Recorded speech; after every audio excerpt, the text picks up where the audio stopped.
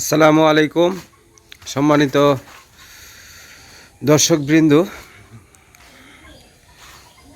আশা করি সকলে ভালো আছেন।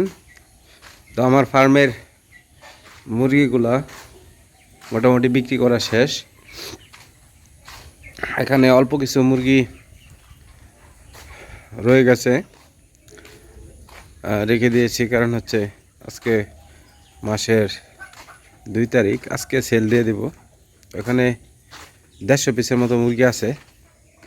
তো মুরগিগুলা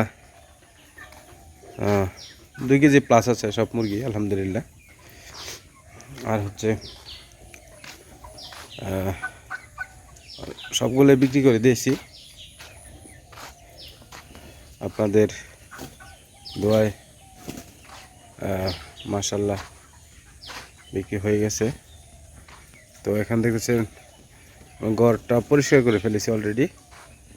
তো এটা পরিষ্কার করার পরে এতটুকু, আর এই মুরগিগুলো বিক্রি করার পরে কালকে সকালে এটা পরিষ্কার করে 1 সপ্তাহ এটার মধ্যে জীবাণুনাশক দিয়ে আমি এটা পর্দাগুলো ফেলে দিয়ে বন্ধ করে রাখবো, এবং এটার ভিতরে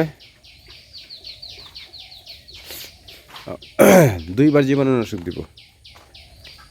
তাহলে ভালো করে জীবাণুগুলো ধ্বংস হয়ে যাবে ইনশাল্লাহ।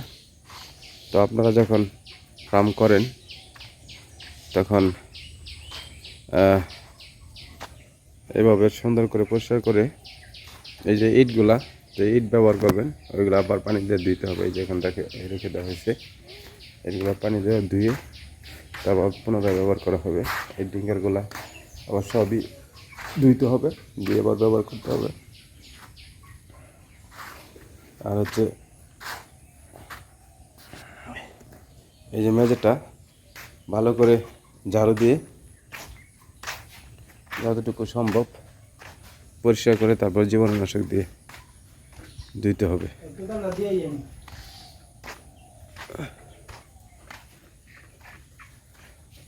তো সবাই দোয়া করবেন।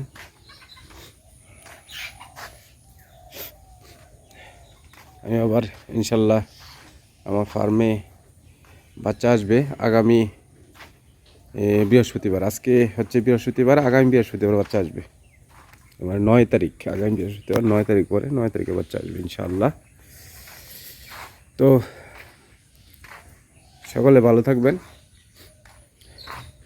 আসলে আমি এক জায়গায় যাব এখন, তো আমার একটু তাড়াহুড়া, এই জন্য বিস্তারিত আর কিছু বলতেছি না। তো নেক্সট ভিডিওতে আপনাদের সাথে আমি আমার কি দিয়ে আমি ঘরটাকে জীবাণুমুক্ত করি ওইগুলা আপনার পূর্বের ভিডিওতে বলেছি। আবার আমি আপনাদের সাথে যখন আমি এটা